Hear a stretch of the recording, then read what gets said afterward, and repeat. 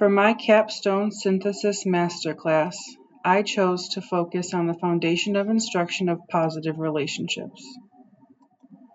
I selected this area based on patterns I observed in my classroom, including limited participation, occasional behavior disruptions that impacted learning time, and student feedback indicating a lower level of comfort with participation. In addition to my primary strategy, I intentionally reinforced clear expectations for respectful peer interactions and strengthened organizational systems and scaffolds to better support student independence. These foundational moves helped me create a more structured and supportive learning environment.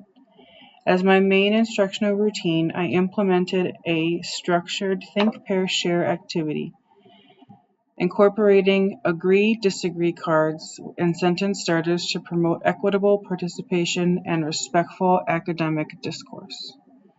To measure the impact of these changes, I administered a sense of belonging survey to one class. This provided valuable insight into students' perceptions of the classroom environment, particularly in terms of respect, comfort, and participation, and helped me better understand the effectiveness of my instructional shifts. One routine I developed this year to support growth in the foundations of instruction's positive relationships was a structured think, pair, share combined with agree-disagree cards that had sentence starters. There was a photo of this on the previous slide. To implement this routine, I began by posing a question or statement connected to the lesson objective.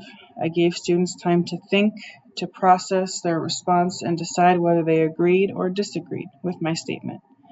Students then paired up to share their thinking using provided sentence starters such as I agree because or I respectfully disagree because to guide academic conversation. After discussing, each student held up an agree or disagree card to show their stance, ensuring accountability and making thinking visible. I then facilitated whole group discussion using strategies like cold calling and encouraging students to share and build on their partner's ideas. As a result of implementing this routine, I observed increased student engagement and more equitable participation. Instead of relying on a small group of volunteers, a larger number of students contributed to discussions. Students also demonstrated stronger critical thinking as they were required to take a position and justify their reasoning. To replicate this routine, I would emphasize the importance of modeling expectations, especially how to use the sentence starters to engage respectfully and with differing viewpoints. Consistency is also key. Using the routine regularly helps students become more confident and independent in discussions. I noticed that quieter students were more willing to participate after having time to think and rehearse their ideas with a partner.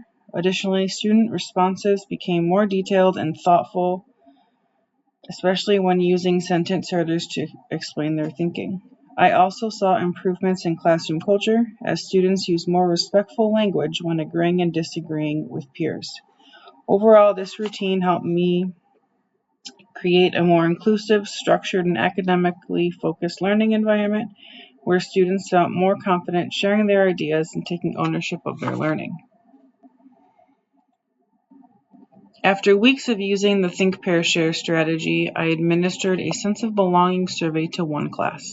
The purpose of this survey is to gather student feedback about how they feel in the classroom, specifically about respect, comfort, participation, and connection.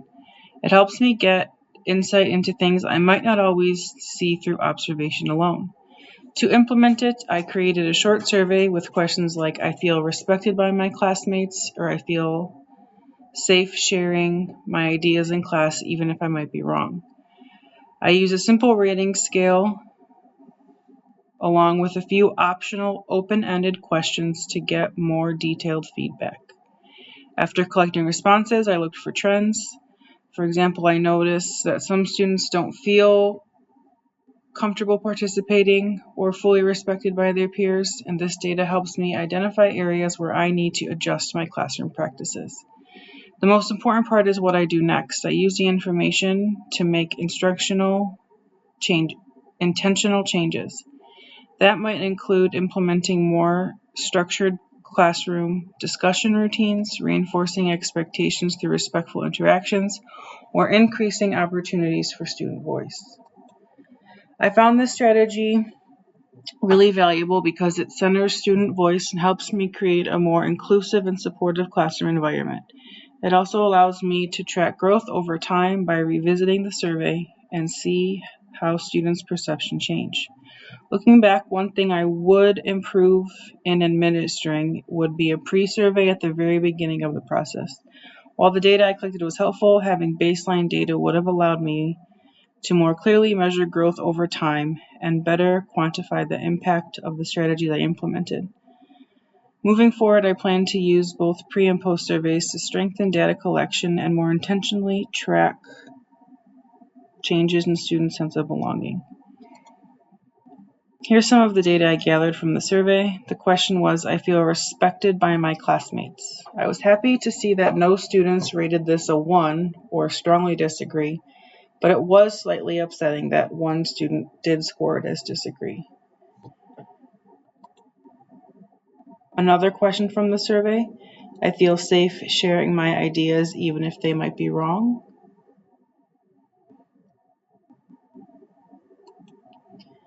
The last one I chose to include was, in this class, mistakes are treated as a part of learning.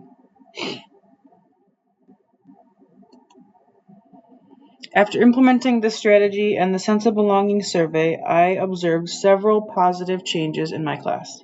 Participation became more equitable across students, behavior disruptions decreased, and students reported feeling more comfortable and respected by their peers.